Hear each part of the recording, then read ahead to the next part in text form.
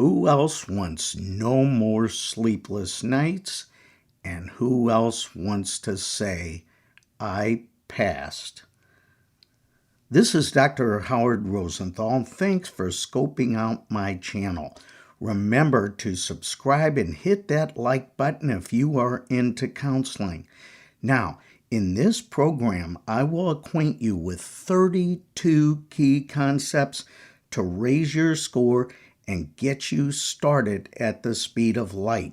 Remember to combine this information with my Encyclopedia Counseling, the authentic purple book with over 3,200 near-perfect Amazon reviews. That even blows my mind.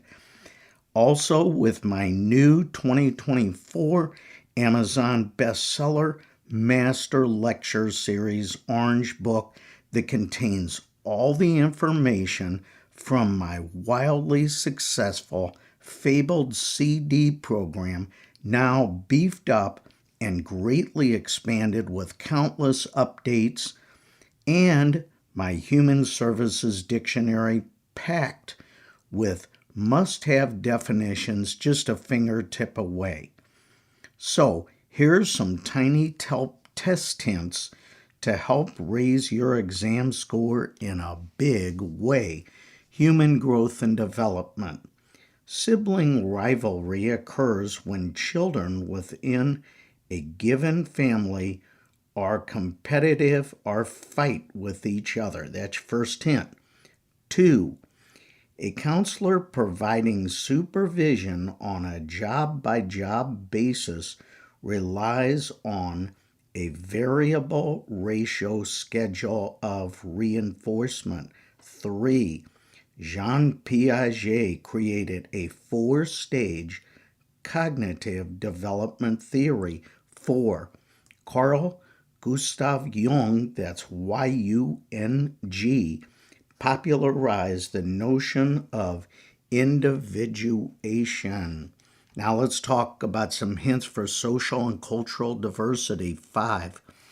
Ethnocentrism is the belief that one's own ethnic group or culture is superior. This often results in prejudice and discrimination against other cultures. It involves evaluating other cultures based on the standards and customs of one's own culture. 6. The Zimbardo prison experiment, or so-called Stanford Prison Experiment, conducted by psychologist Philip Zimbardo in 1971, was a famous study where college students were assigned roles of either prisoner or guard in a simulated prison environment. It revealed how situational factors and authority roles can lead to abusive behavior and dehumanization. 7. Cognitive dissonance is the psychological discomfort or discord experienced when a person holds two or more contradictory beliefs, values, or attitudes, often leading them to alter one of the conflicting beliefs or behaviors to reduce the discomfort. 8. An example of cognitive dissonance.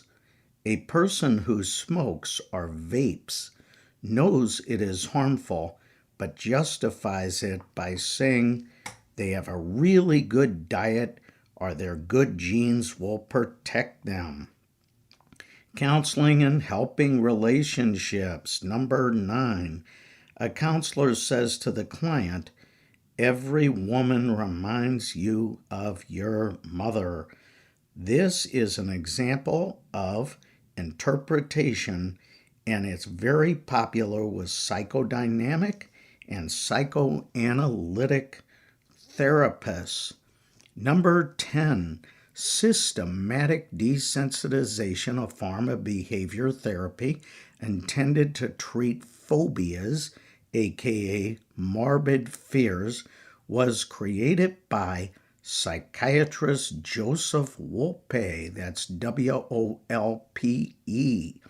11. Psychiatrist William Glasser created reality therapy with choice theory. 12. In REBT, Albert Ellis is fond of using his ABC theory of personality. Group counseling and group work. 13. In a closed group, such as most counseling classes, members are not permitted after the group begins. 14. The transition stage of a group is characterized by control issues, conflict, and members might even challenge the leader for power. Since it is the time when the sparks fly, it can also be called storming. 15. The final group stage is termination or adjourning. Some experts say this can be called mourning because, as participants feel a loss when they leave the group, it's kind of like mourning a person who has passed away. 16. When there is more than one leader, the term co-leadership is generally used. Two leaders can also be called dual leadership. Career development. 17. Glass ceiling. Yes, I said glass ceiling. Certain invisible barriers, such as race or gender, could prohibit an individual from holding a high position of leadership. Hence, marginalized employees would be at a disadvantage. 18. Underemployment. Working on a job below one's level of skill and or education. Often cited example, person with a high degree, say a master's or a PhD delivering pizzas. However, nowadays people are pretty good tippers. I'm not sure that's 100% accurate, but that's the answer they're looking for on the test. 19. The trait factor, or so-called matching approach to career counseling, typically uses tests, aka psychometric assessments, in the counseling process. 20. The trait factor or matching approach was created by Frank Parsons, the father of vocational guidance. 21. IQ literally stands for intelligence quotient. The average or mean IQ is 100. 22. The standard deviation, or SD, on IQ tests is 15.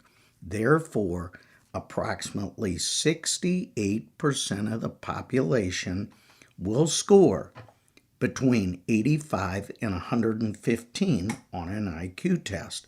23. When students in my classes would say, "Dr. Rosenthal, I bet you wouldn't believe it, but all my children and all my relatives have IQs of 140 or more," I would reply, quote, "You're correct. I don't believe you." And you can't see this, but I would add 3 exclamation points after that in my mind. Since only 0.4% of the population falls into this high category, it would be like having all male family members and relatives who are 6'5" or more. Now, it's possible, but highly statistically unlikely. 24. There is not a perfect or single correct answer on projective tests such as the TAT, or Thematic Apperception Test, or the Rorschach Inkblot Test. Professional orientation and ethical practice. 25. Ethics vary by profession. Thus, a psychologist, a counselor, and a social worker might all be therapists, but their ethical guidelines will differ. 26. Ethical guidelines and terminology can change. Newer versions of ethics are different than previous versions. 27. Informed consent is an ethical concept stipulating that a client should have the information to consent to a procedure or treatment protocol. 28.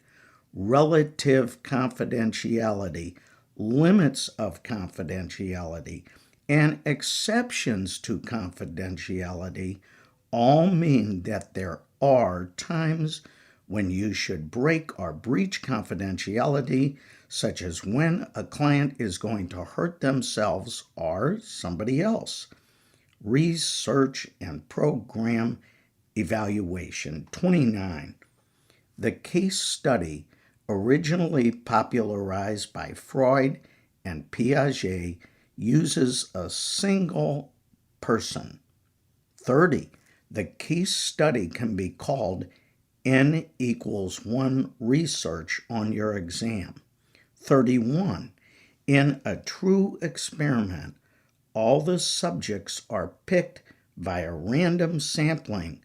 And 32. In a true experiment, the persons in the experimental group or groups and the control group must also be picked via random sampling. Now, listen to this again and again, and always remember to keep those study sessions short. Yours for better counseling and a higher exam score, Dr. Howard Rosenthal.